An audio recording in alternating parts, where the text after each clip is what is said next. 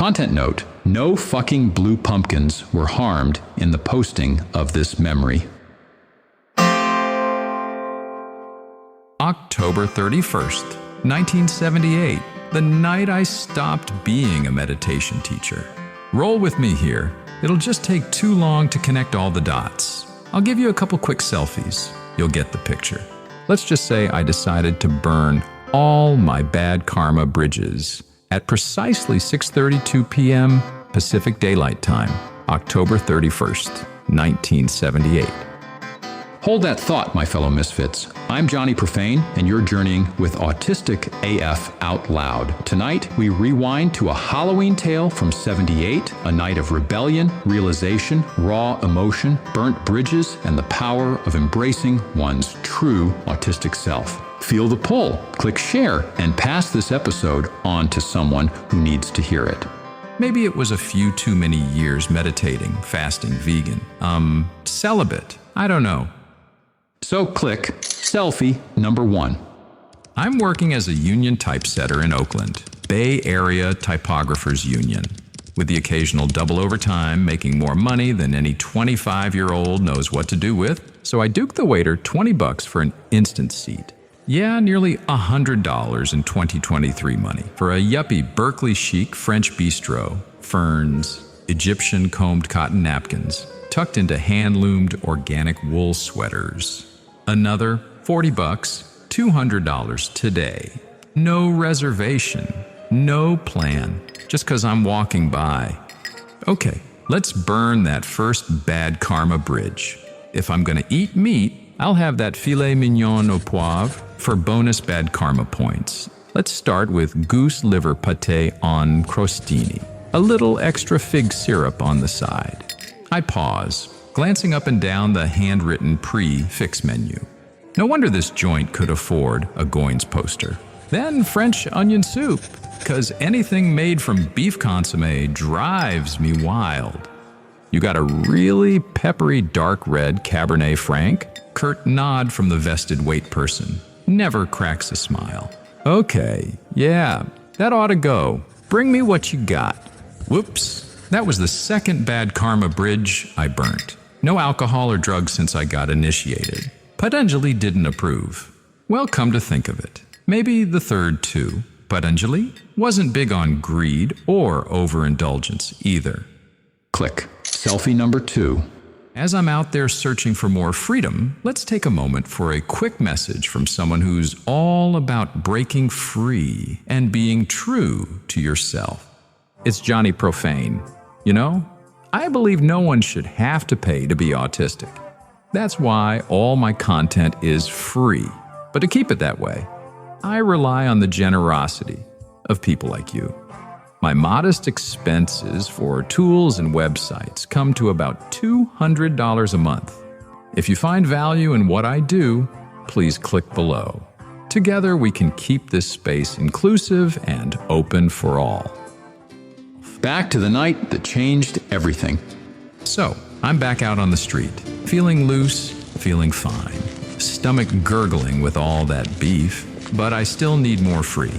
Walking down Telegraph, I hit an all-night liquor store. Say, I always heard about 151 rum. Gotta wonder. Whoa, let's just cross that off the old bucket list and never do that again.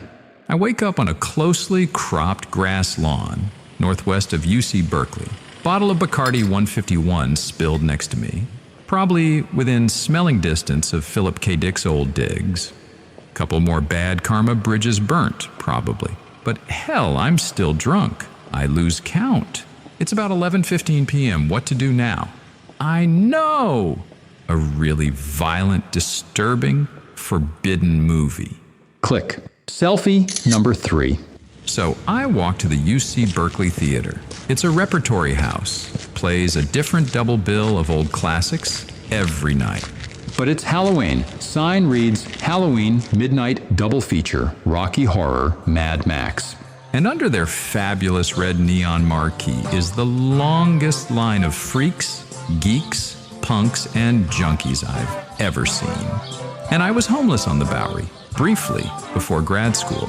Most are plastered in campy dragon lady makeup, capes, and feather boas.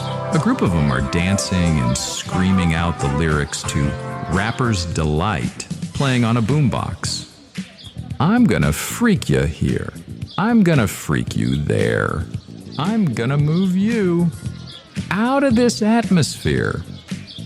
Another first for me. Sugar Hill Gang had just released the first rap song I ever heard a few weeks before. No Chuck D, but damn, that beat. Now this whole squirmy scene was the burnt karma bridge the old guru totally lost his shit over. See, we were supposed to only live in groups with other meditators, 'cause non-meditators were so stressed, impure, bad vibes. That could really kill your bliss. And here I was, bumping uglies with the loudest, crassest, smelliest mess of humans I could find. And they didn't call it berserkly for nothing. Yet another click. Selfie number 4. What are these freaks on? Throwing toast at the screen, spraying water into the air, screaming, "Where's your neck?" at every appropriate moment. And God alone knows what was going on in that writhing mess of body parts in the back 2 rows, 'cause I sure never looked. Click 1, last time. Selfie number 5. They sing the hymn, "Don't dream it, be it." Don't dream it, be it. We're all singing. I'm crying. Yeah, I was home. Freaks, geeks, punks, and junkies. Turns out the jocks were right. Back in junior high, I was weird, and these were my peeps, and I was fucking tired of dreaming it. Hey, it's Johnny Profane. Do you feel seen? Maybe gaining some insight into your autistic loved one's life? If today's episode resonates, subscribe for free and journey with us through more unfiltered, authentic tales of autistic life. Now here comes the big finish. So, that was the night I stopped being a meditation teacher. The night I made the first crack in my autistic mask. The night I took the first step of a 38-year journey to grow up and become fully autisticaf.me. Oh yeah, the second feature. Mad Max. I'm so overwhelmed by the madness of the Rocky Horror crowd that I sleep right through Mad Max. But I kept having this recurring nightmare. Boomerangs and flying bloody fingers. Was I dead? Was this hell? Or heaven? Happy neurodivergent Halloween. Go do autisticaf.u.